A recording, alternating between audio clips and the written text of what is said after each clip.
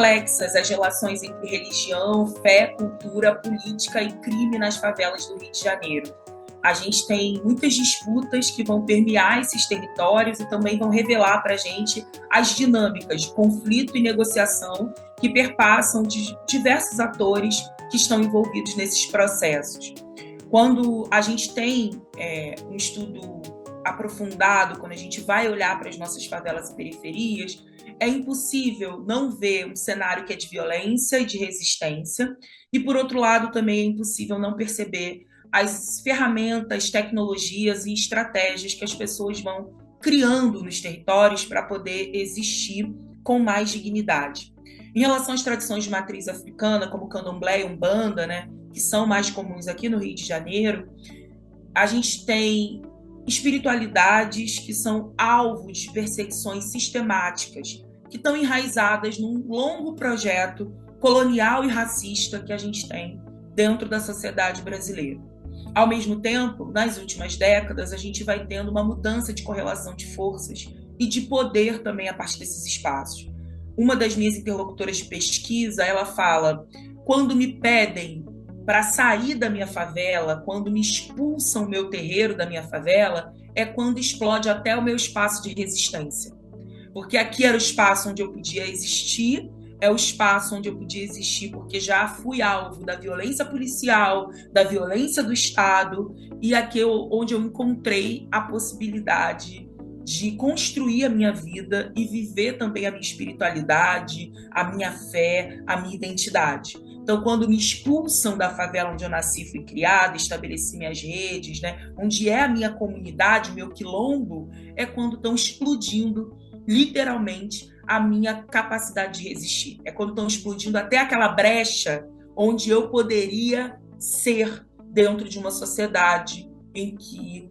a minha vida, o meu corpo e a minha cultura de matriz africana é tão violentada. Então, hoje, o que a gente tem dentro das favelas e periferias é uma ofensiva muito grande em relação aos terreiros, mais em umas favelas do que outras, né? No meu novo trabalho, no meu novo livro, fruto da minha tese de doutorado, A Culpa é do Diabo, que li, vivi e senti nas encruzilhadas do racismo religioso, eu vou contando algumas dessas histórias em que você tem cada vez mais uma violência e um ataque aos terreiros dentro de favelas e periferias, principalmente protagonizado pelo varejo de drogas ilícitas, por líderes religiosos, né,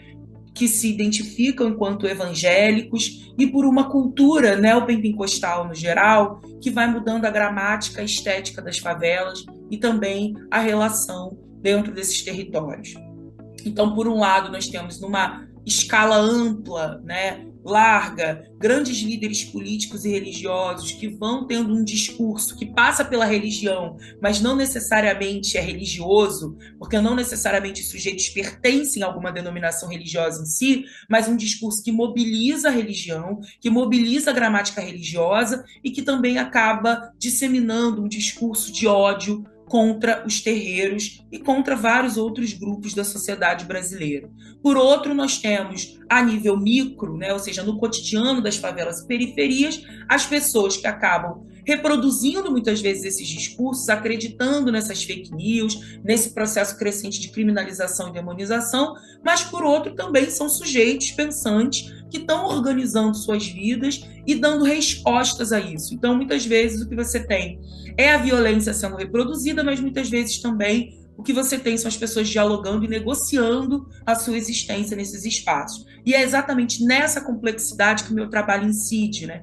É para essa complexidade, para o que eu vou chamar de encruzilhada do ponto de vista epistemológico, inclusive, tendo como orientação o trabalho da professora Leda Maria Martins, é que eu vou olhar para esse cenário, né?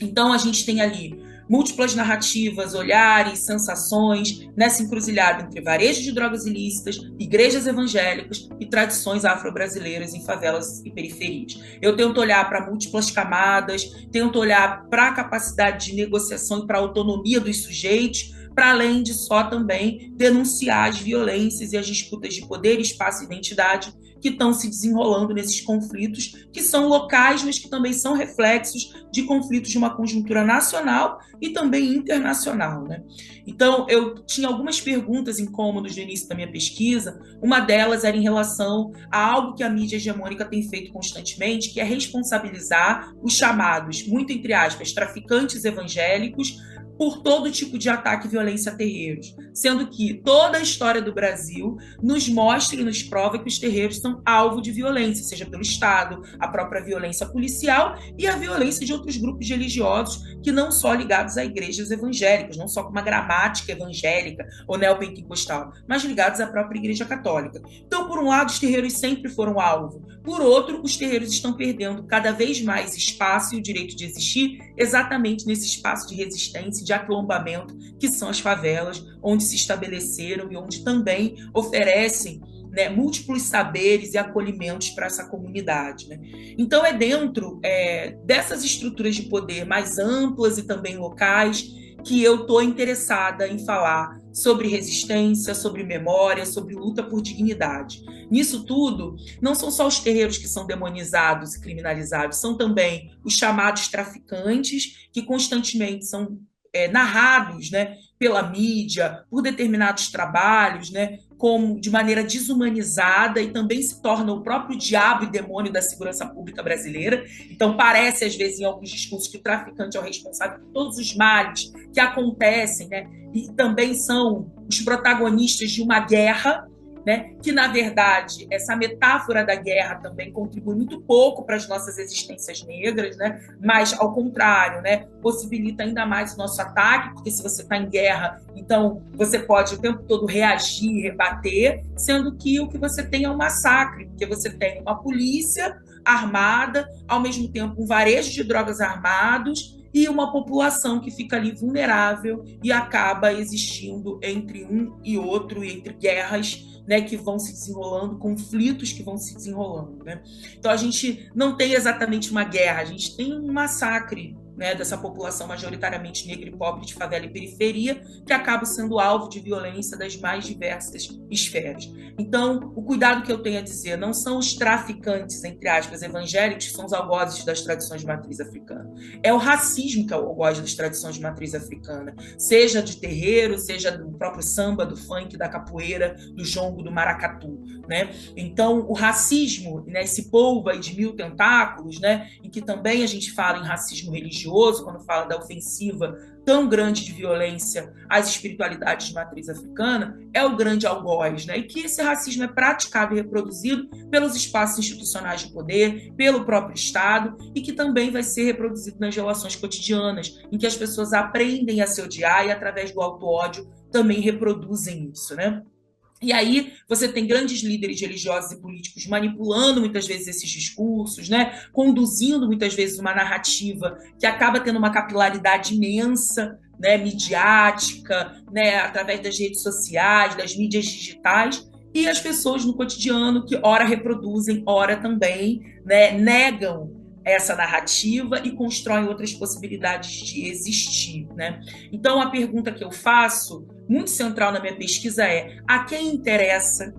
né, que pessoas negras, estejam elas no varejo de drogas ilícitas, nas igrejas ou nos terreiros, se vejam como inimigas, né, e não cooperem entre si? A quem interessa que pessoas negras evangélicas não vejam pessoas de terreiro como uma possibilidade de extensão das suas redes, das suas comunidades, de cooperação, como é em determinados momentos da história, como aconteceu e ainda acontece, né? A quem interessa que as pessoas se vejam como inimigas, disputem e matem-se entre si. Então, o racismo é o crime perfeito, pessoas pretas atacando e matando pessoas pretas, né? Então, isso é muito complexo na história do Brasil. E eu trago principalmente a história, a sabedoria e força de mulheres negras que têm se organizado nas suas lutas em favelas e periferias, principalmente para reafirmar o seu lugar, sejam as mulheres negras que estão na igreja, mas principalmente as mulheres negras que estão no terreiro, e que tem dado um testemunho da sua imensa capacidade de articulação, negociação, mobilização política e acolhimento dentro dessas comunidades.